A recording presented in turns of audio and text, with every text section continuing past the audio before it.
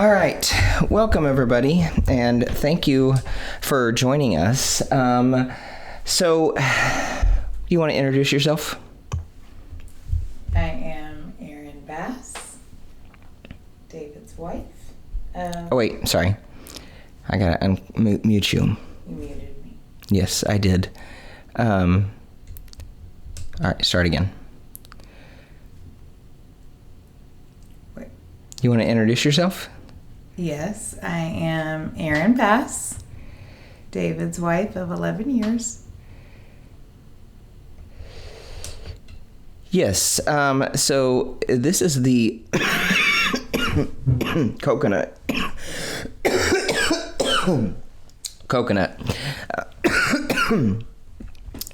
Are you? Yeah, I'm okay. So coconut is the word that I use like when I need to cut something out. It actually transcribes like on Premiere Pro. So like it'll give me a printout, and so I can type in coconut, and whenever I see coconut, then I know that's a part of the video that it was an error and I need to mess that up. Okay, so we just had our 11-year wedding anniversary. Yes. Happy anniversary. And so I thought it would be fun to ask ChatGPT to give me 10 questions for me to ask you and 10 for you to ask me. We do not know what they are, but they are basically open-ended questions of our marriage, the things that we've enjoyed, our highs, our lows, things that we would like to improve, where we see ourselves in 10 years, blah, blah, blah, blah, blah. And we're just going to see how it goes. So you don't know any of these questions on my paper?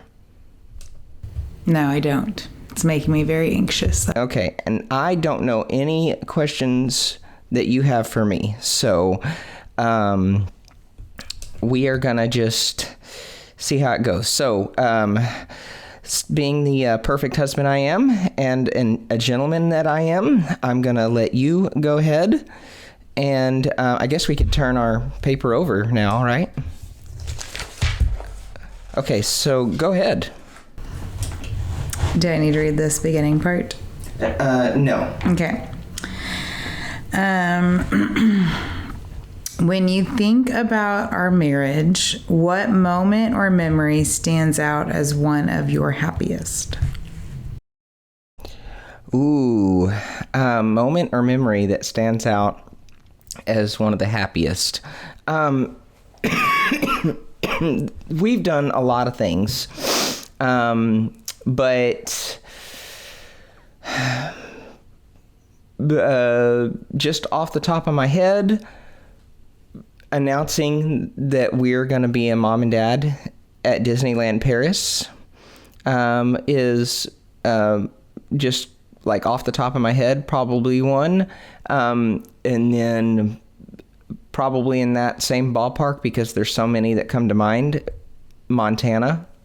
Montana was a really, really fun trip. And so, yeah, I'm torn between those two. Disneyland Paris or going to Montana. Okay, are you ready for yours? Mm-hmm. All right. Looking back over our 11 years, what's one season of our marriage that you feel shaped us the most, and why? Gosh. And we've had lots of seasons. I feel like our season when you were working night shift and I was not was one of our harder seasons we had to go through because we were on opposite schedules. And so it really shaped us to value the limited time we did have together. On that same, like on the flip side, I would say the most recent season, or not most recent, but like the season right before this, when I was staying home and taking care of the boys, we had all the time in the world, but still prioritizing like quality time over just the fact that we get to spend all the time together. Yeah.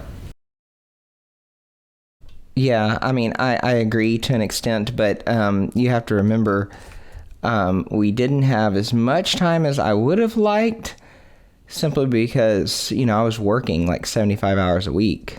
So I remember like 4 years at HEB McGregor, I was literally out the door at 6 and didn't come home till 10. So, but yes, I think that's fair. Yeah. I think this season in particular is helping us be better with our finances. Okay, are you ready for your second question? Oh, wait. No, wait. I need a second question. Yes. Why do you keep pressing those buttons? Because it'll...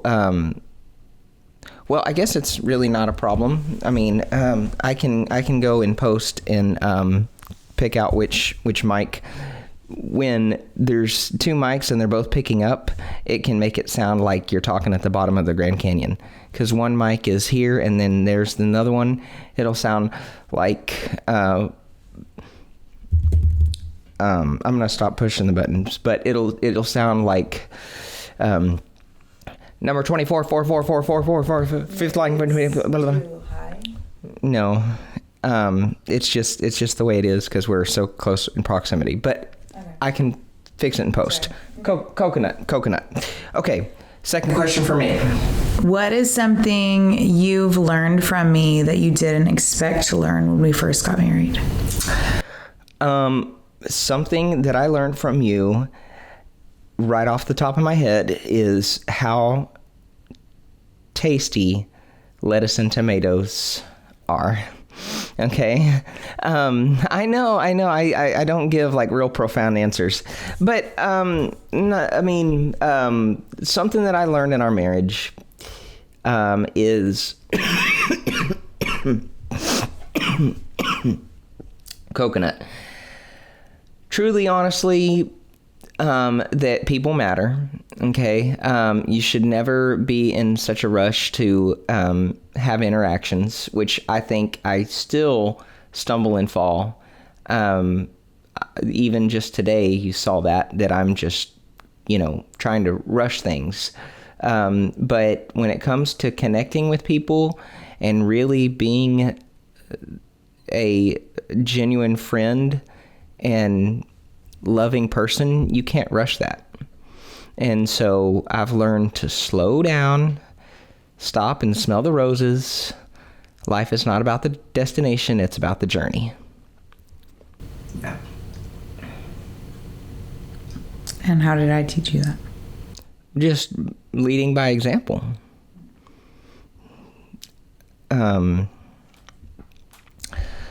Okay, question for Aaron, question number 2. What's something... Coconut. God, dog. What is something you think we've gotten better at as a couple over time?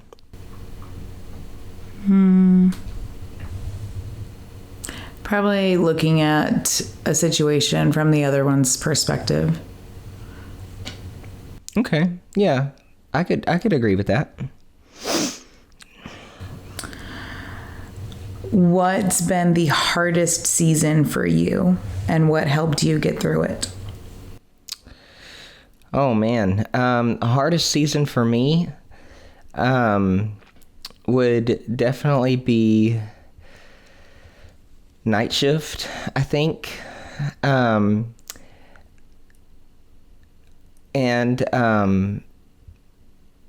just being completely transparent, probably the first year after night shift when we had Matthew, and I was going through a lot of battles with my mental health, and so in the mornings I'm having to watch Matthew, and he's a year old, but I'm also having to log in and do my therapy sessions with the therapist. And it's just, it was a lot, but, I feel like I'm so much better off now that I'm on the other side of that. So, yeah. So therapy got you through it? Yes.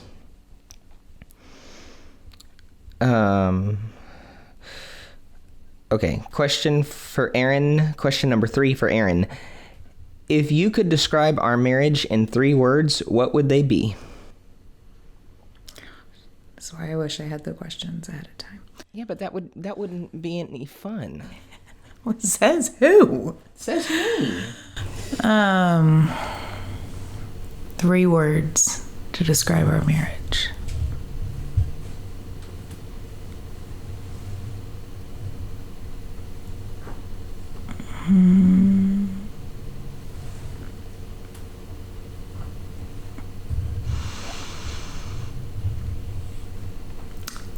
I'm trying to use them all together instead of like 3 separate words. So I'll say opposites attract perfectly, because we are perfect opposites of each other in regards to how we get our energy, introvert, extrovert, all the things like that. Flashy, don't want to be in the front of the camera. But I feel like God matched us together to help us get out of our bubbles and to lean on each other to grow. Yeah, I mean, I feel that way. I feel like we complement each other, like yin and yang. Yeah. Okay. Number 4. How do you think our love looks different now than it did in year 1? Yeah, I mean, that's a good question. I think that year 1, you are,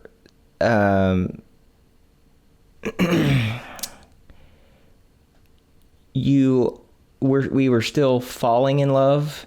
And I know that's like, weird to say, but, it's when you're in the first year of your marriage, you're young and vivacious and you have lots of energy and, you're still figuring out how to make a home and just, I mean, everything's new and fun and exciting. But, at year 11, what was new and exciting is now your new normal and it's routine. But if someone heard me say that, they would make it sound like, that's a bad thing.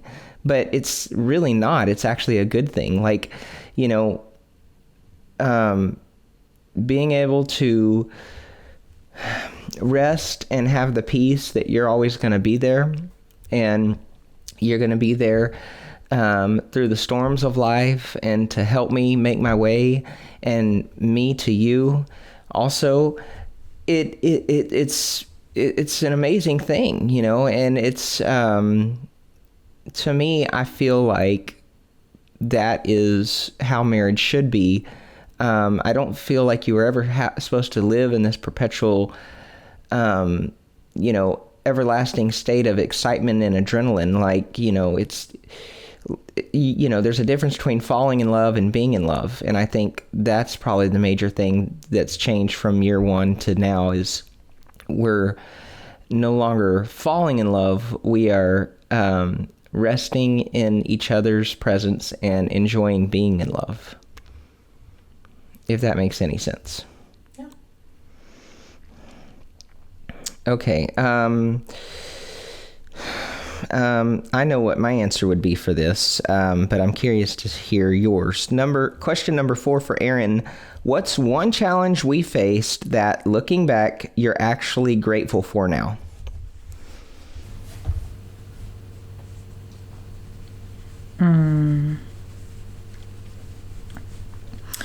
I would say when we were desperate to KB Homes. buy a house, and we just we thought all we needed to do was get a house.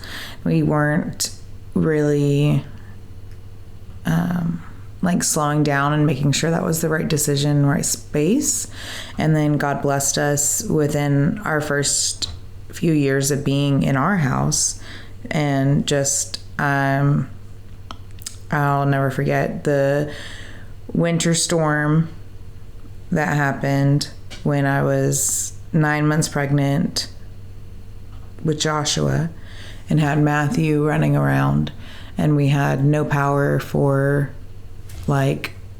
36 something hours. Oh, longer than that. Yeah. Something few days, multiple days. But I just really saw God's provision in us having this house, and could see all the other times that we didn't get a house, or we thought, oh, this is the perfect place. It wouldn't have been perfect in that season, or in that storm of the winter. We had gas at this house. All the other houses were electric that we had looked at. We had a fireplace. We were closer to family here. We had just cut down our tree, so we had wood to burn in the fire. Just all these multiple things. We had just replaced our pipes, so none of our pipes burst. You could just clearly see God laying the path that protected us during that season. Right. Yeah. And just piggybacking off of the whole house situation, it wasn't necessarily about the freeze. We battled for months. I didn't. I give all the credit to you. I just want to make that clear. Of trying to get our earnest money back, our $1,000, which in my view, I still look back and I say that was a scam. And, I think it's ridiculous that, they're going to take your $1,000 earnest money if you get cold feet. I just think that that's just ridiculous. But getting back on point, there's no telling what kind of shape we'd be in. We wouldn't have, a backyard that can hold, a tree house and a play set. They were just little bitty box backyards, and then we wouldn't have awesome neighbors on both sides of us, and we wouldn't be so close to family. Just everything seemed to work out better in the end, but it was certainly a challenge getting here, and we didn't understand why. But aren't you glad, I was saying in another video a couple days back, some of God's greatest gifts are unanswered prayers, So it's a good song. I love Garth Brooks. Okay, question. I think it's my turn to ask. Oh, yeah. You're right. Question number 5 for David. What do you admire most about the way that we've handled conflict or challenges? What do I admire most?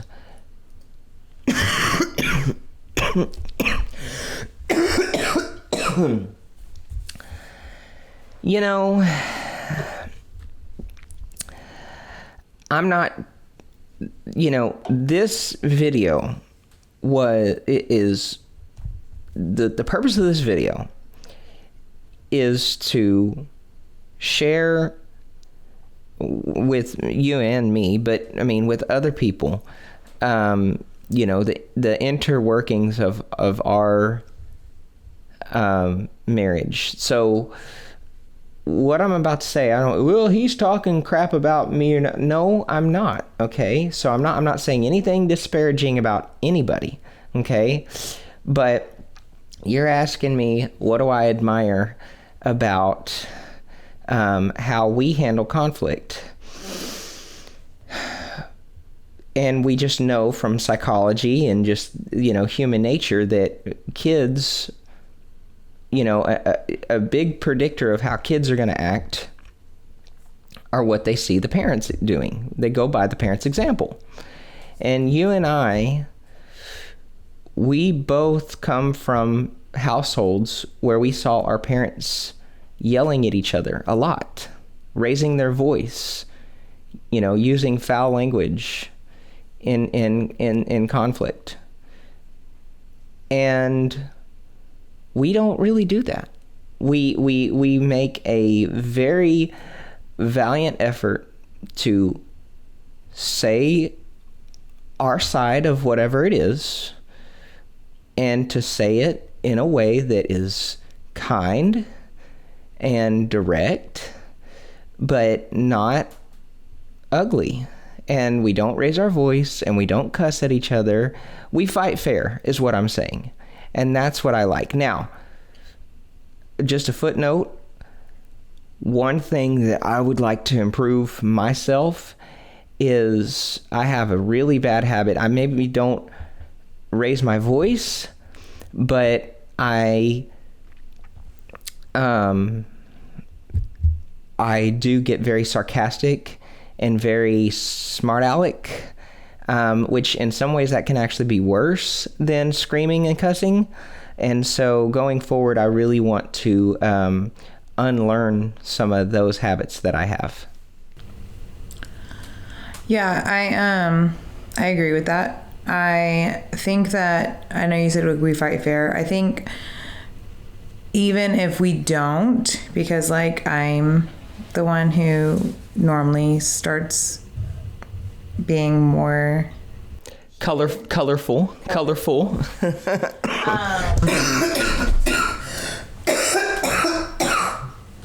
Excuse me. I've always made a point to, if that happened in front of the kids, for them to see me then come and apologize to you in person and make sure that they saw that. I feel like even TV and different things, there's, all the different things of different generations breaking different things. Just being that, I feel like generations before us, they apologized and took care of a lot of marriage talks behind closed doors, which they probably just thought that was the best thing for them. But I feel like that also showed, sometimes it could show hey, they never fought. And so me and my spouse, we fought. That's not good. Because my parents never fought. And it's yeah, they might have, and you just never saw it. Yeah. Or seeing hey, they fought all the time, and then not seeing them apologize and move on. And so just showing both sides.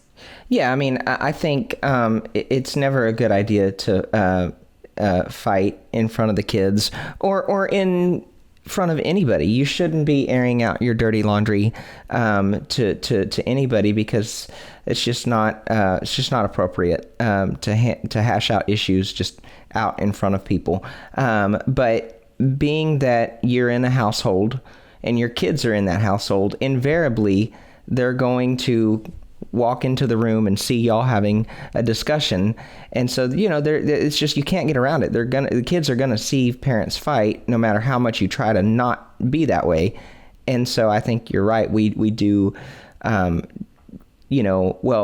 you really are the trailblazer on this deal, but yes, you do make a very valiant effort to apologize in front of the kids so they understand, so they have that example. Give me 1 second. I'm going to restart the camera because it auto clicks off after some time. So.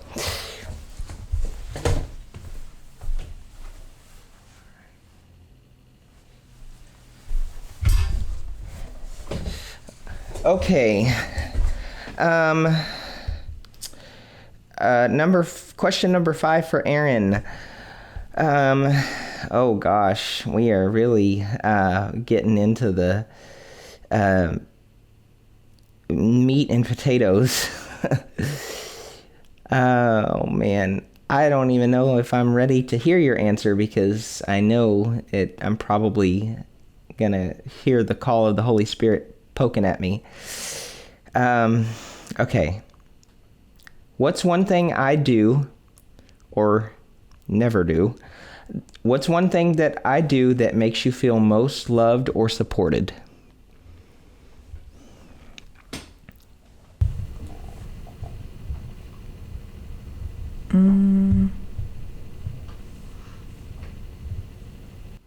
Gentlemen, if your wife has to think this long to answer this question, just know you're doing a very bad job as a husband. No. I mean, what's something that you do that make me feel loved and supported? I mean, I told you I didn't want to hear your answer because I knew that no matter how I sliced it, I was going to feel guilty. well, maybe that is your, Yeah. you should be taking that. No, I mean, like you definitely, one thing that really made me feel, I guess, supported, in at least one way, was the fact that you got to bless me with me staying home with the boys for 4 years. Even though that was a really hard season of like trying to balance, household things, but the fact that you financially took care of us for that whole time so I could spend that devoted time to them was probably the best gift you could have given me. Yeah. Yeah, I mean, and, of course I was happy to do it. Wouldn't change it for the world. I think that one thing that I would like to work on is, I'm not saying that we have just so much money, just to just do whatever with, just funny money.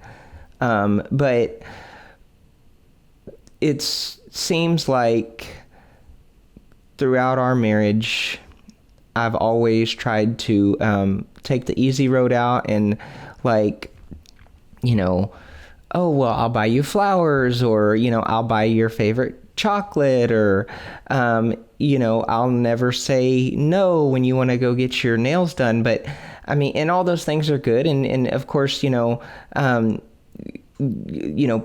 being a provider and meeting needs before you have to ask, that's a way to show love. But I think that there's a lot of marriages that were secretly dying, behind closed doors, and they were falling out of love with each other. And the husband said, well, why don't, this is so crazy to me. Why are you so unhappy? I buy you flowers and I buy you chocolates. And it's like, yeah, it's like all those things are good, but I need the emotional support. I need to feel connected to you. I need to feel that you love me and care, not just shower me with gifts. There was actually a documentary that I was watching the other day where it was like a big crime, true crime thing, but that was part of it. And a lot of the couple, I don't even know what the whole true crime was, if it was a murder mystery or whatever it was, but they go into that and they say on the outside the husband was doing everything right, but on the inside what you didn't see was that he was showering her with gifts and pulling out all the stops, but the connection, the heartfelt, really, things that really mattered were just not there. And I feel like when I heard that on the show I was watching, it kind of really tugged at my heartstrings. I'm like, yeah, I've been known to do that. So, I mean, do you feel that? Yeah, I mean, there's been many times where you're, I don't want to say that you're trying to buy my love, but I mean, in a way, you try to make up for something and you're like, well, just go buy, blah, blah, blah, blah, blah. And I'm like, honestly, what would mean more is if, you knew I was having a bad day and you picked up my favorite Sonic drink during happy hour, or, you went to the grocery store and you saw oh, Aaron really likes this snack or whatever, just a small, the smaller things are what mean the most. Right. Of hey, this is, the fact that you thought of me during a time where you weren't with me. Right. That's the bigger things that show me right. that, you love and care about me. or, like just taking in consideration of what I would feel without me being there, whether it goes to, all sorts of things. Right. And of course, acts of service. So like, if I get in your car to move it out of the driveway or something, and I notice the gas is on E, which 99% of the time it is, I just don't want someone to steal my car and get too far. Right. Yeah. Well, they're not, believe me. Yeah. I mean, I guarantee you they're not going to get more than 2 or 3 miles the way you drive on E all the time. But I mean, acts of service. Taking my car to get inspected, cleaning it out. If it's trashed with all the stuff that the kids throw in it. Yeah, for sure. Those things are more important than anything tangible I could buy. Yeah. Number 6 for David. 6. Okay. What is something you wish I knew about how you experience our marriage day to day? What is something I wish you knew?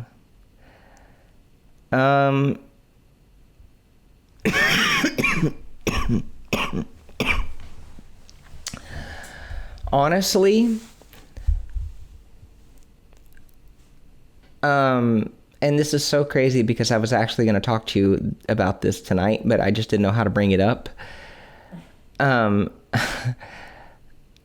know that your work has been just, there's really no other way to describe it. It's just been like chaos. It's just been like,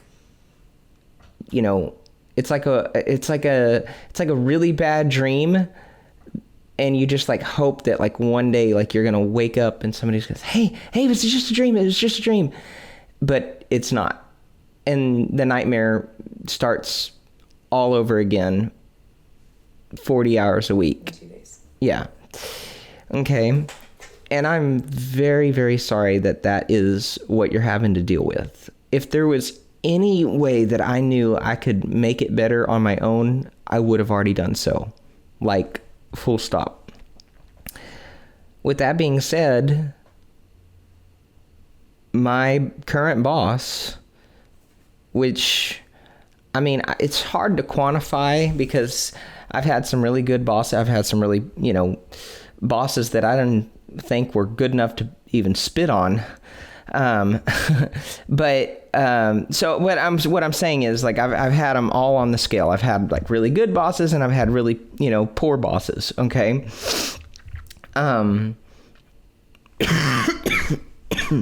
Excuse me. But he just took a 6-week FMLA leave of absence. He sent out like a goodbye text. Like he was like, hey, this is not goodbye. This is see you later. Blah, blah, blah, blah, blah, blah, blah. This person's going to be stepping up in my absence. If you have any problems, get with him and blah, blah, blah. And just all and that's just like one piece of the pie. There's many things that are like go into this. But what I'm trying to say is like, you're saying that your job is really hard. Like at this particular chapter that's being written, your job is really hard at work, and it's just very taxing. Something that you wish that I knew is that my job is getting that way, and it's going to be even worse now that one of the good bosses that I've had that kind of, in a way, like, he knew that, the people above him were kind of out of control. And so he would kind of try to bridge that gap. Like, oh no, he's still learning and blah, blah, blah, blah, blah. Like he's okay. Like he doesn't need to be written up or blah, blah, blah. And now that he's not there, I'm really worried about, if it's even worth me staying where I'm at, because depending on who this guy is, I've never met him, that steps up in his absence. So what I'm saying is like, I try not to make you nervous because I feel a lot of weight on my shoulders being the man of the house. And I feel like if I'm transparent about how hard my job is or what's going on at work, then you'll be like, okay, great. Now I have to worry about, the chaos unfolding at my job, but then I also have to worry about my husband's job too. And so I try to keep you away from that, but just understand that some days, and it's not really, I don't think, to the caliber of what you're having to deal with, but just understand that there are some days where, I don't have a cakewalk either. I'm going through it myself. Probably not to the intensity that you are, but certainly I'm going through some things. Yeah. And I feel like, you haven't opened up and said what exactly it was, but I can obviously tell when you're having a harder time at work than if it's, just a breeze. And so it's just we're in a really, really hard season of both of us coming to the table empty and not really being able to pour into each other. Yeah. So just being aware of that. Is your question, right? I think so. Yeah. Number 6 for Aaron. What's one way you think we've both changed for the better since we've got married? Gosh, there's so many different things. Since, we started dating and got married so young. We were 19, so when we started dating, so we've changed a lot in the past years. I don't know. We've just grown up. We're not the 19-year-old, young 20-year-old people anymore. Mm-hmm. The things that mattered then don't matter now. And I think we both, now more than ever, we both have a real zealousness for Christ and pursuing God proactively, not just checking a box and saying, yeah, we went to church on Sunday.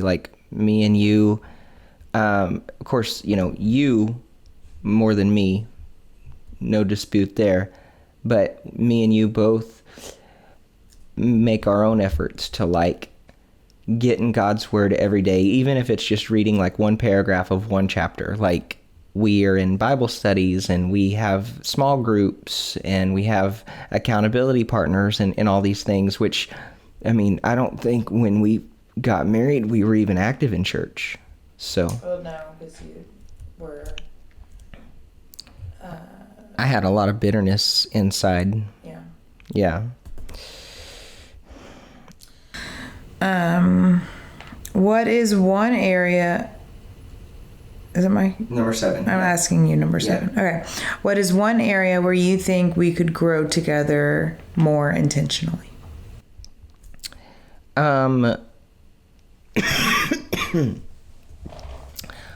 One area that I feel like we could grow more intentionally, and I'm not saying anything about well,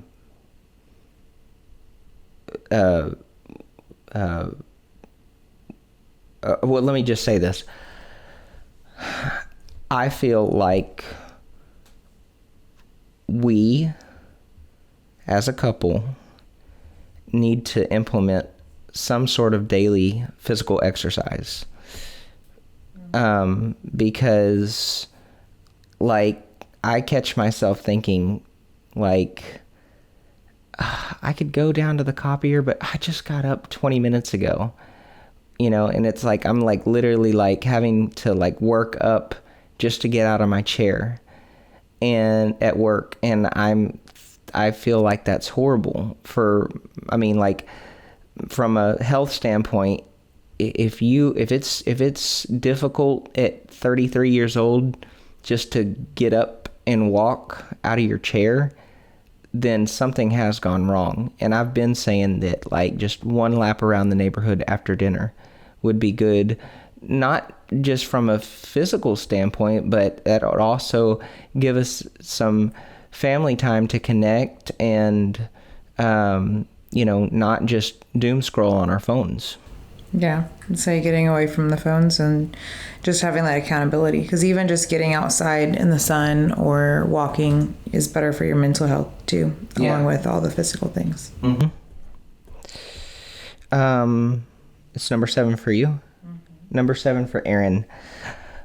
What's one thing you've learned about yourself through being married to me? You're a lot more patient than you. Yeah, I was about to say. No, go ahead. This is your thing to answer. Excuse me. That I have a lot of patience. Well, that is for damn certain. No, but I mean, yes, I do have a lot of patience, and I have heard that from many people multiple times. Learning about myself.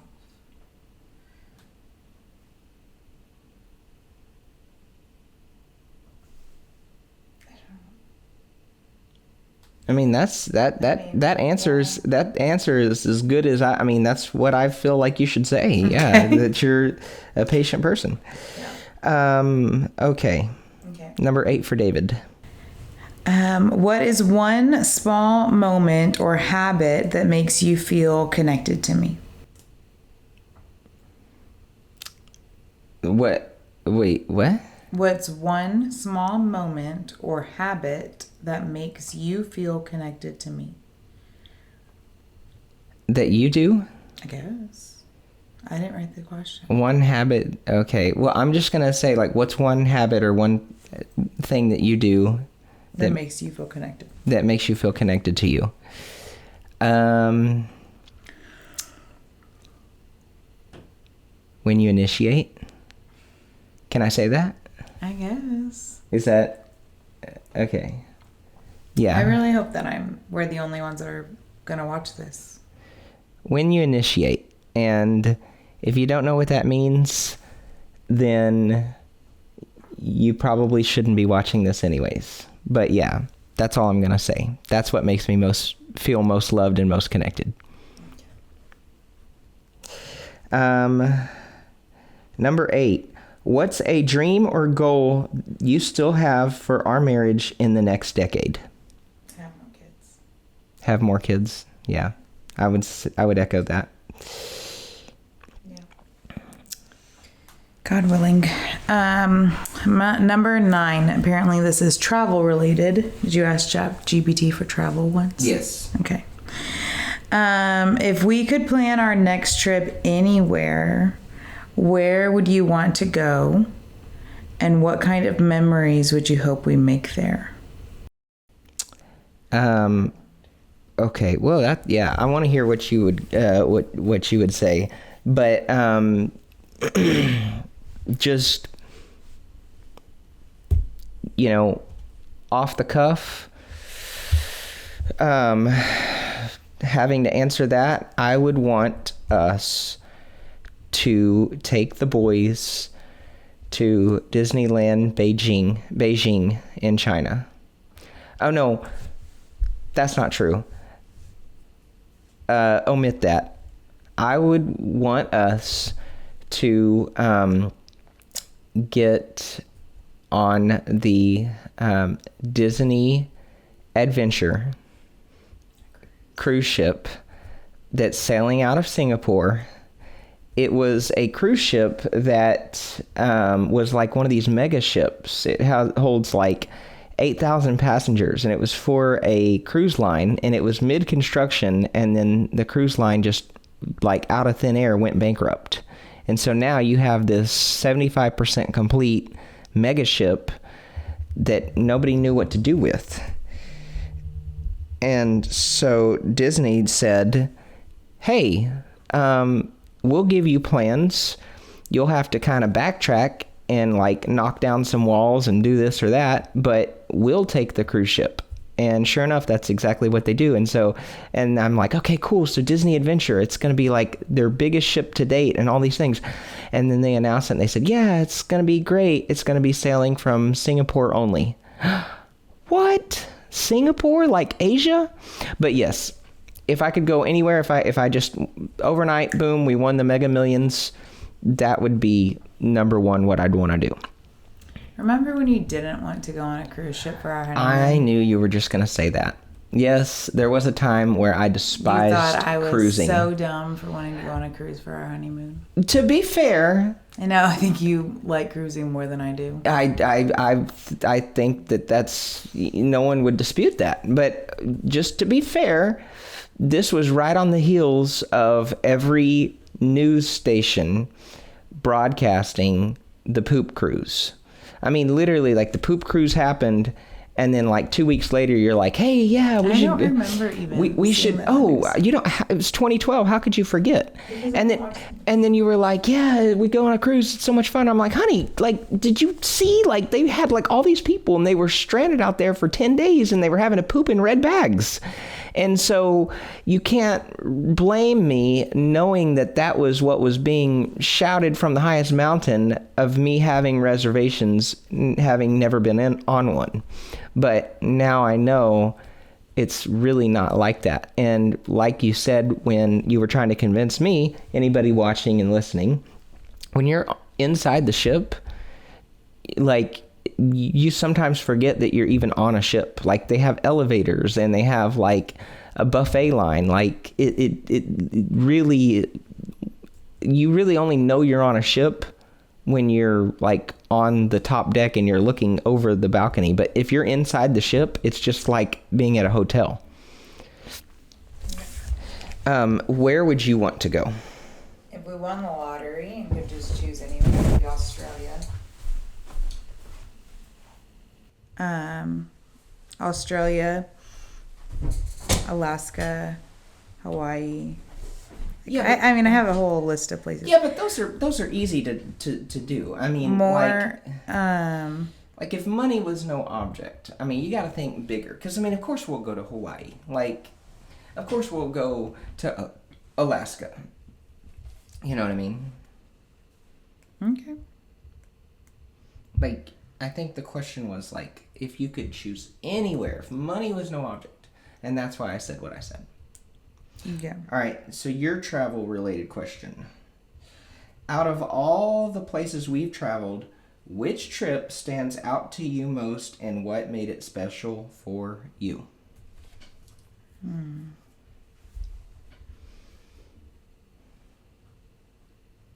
don't know. We've gone on so many trips. I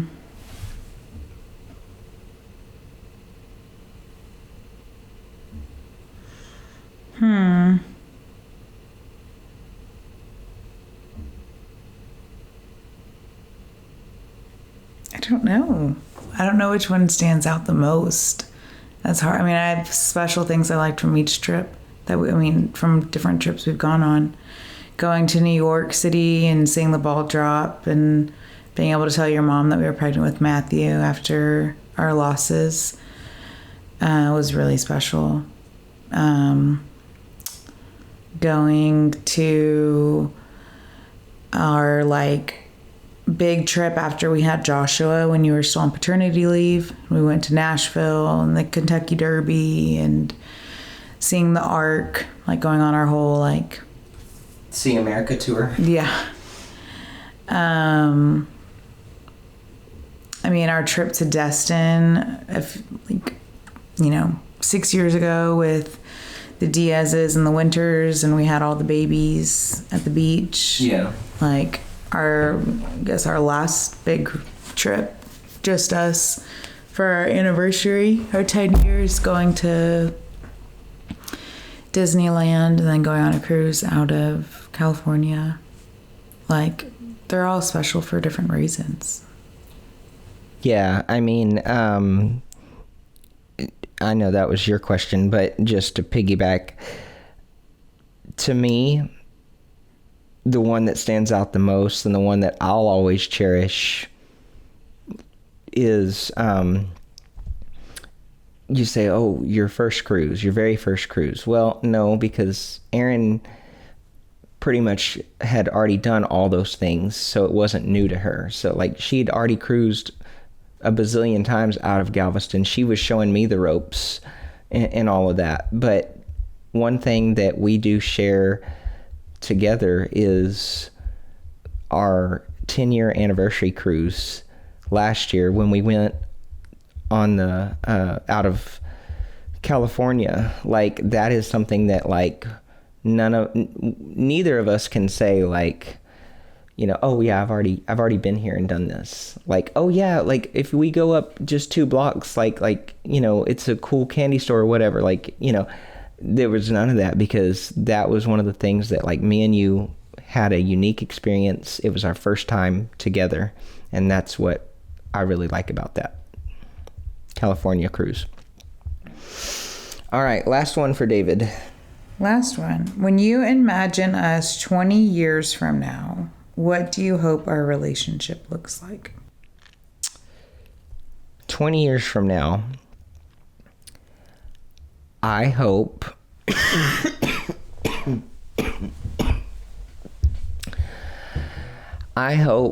that we have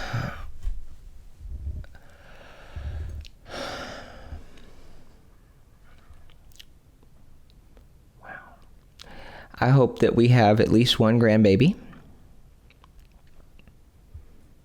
26. Okay. That's how old my mom was. Yeah, I guess you're right. I mean, like, I know it seems, you know, weird to think about, but I mean,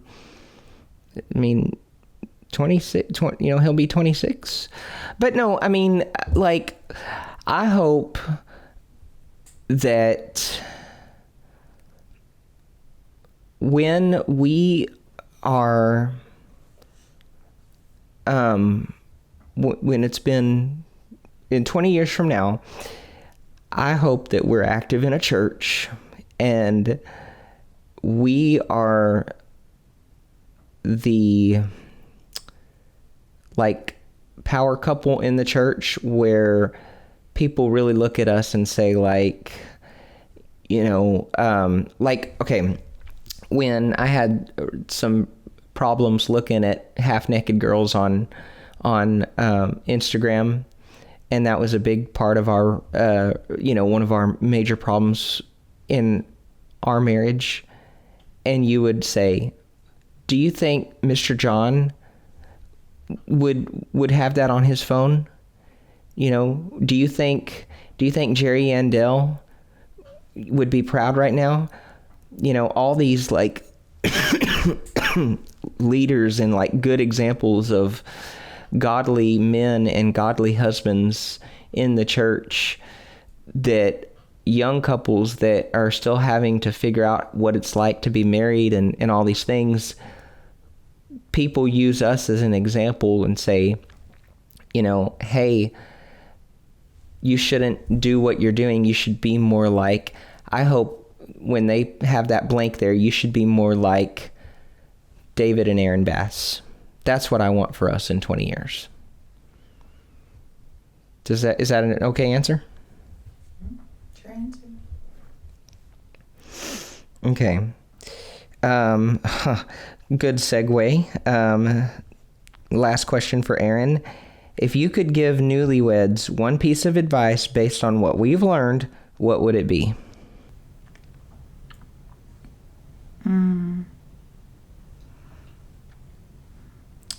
Prioritize each other. If your spouse feels uncomfortable with you doing something, then you need to stop doing it, regardless of what you feel it might be okay or might not be okay.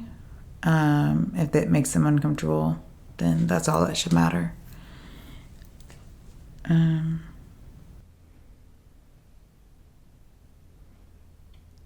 Yeah. Yeah. I don't really know. I would say for me,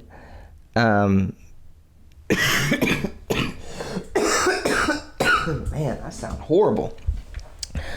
If I could give newlyweds any piece of advice, I would just say that, even if you can't directly connect the dots, it's almost impossible to do anything in your behavior that doesn't somehow affect your wife or your spouse.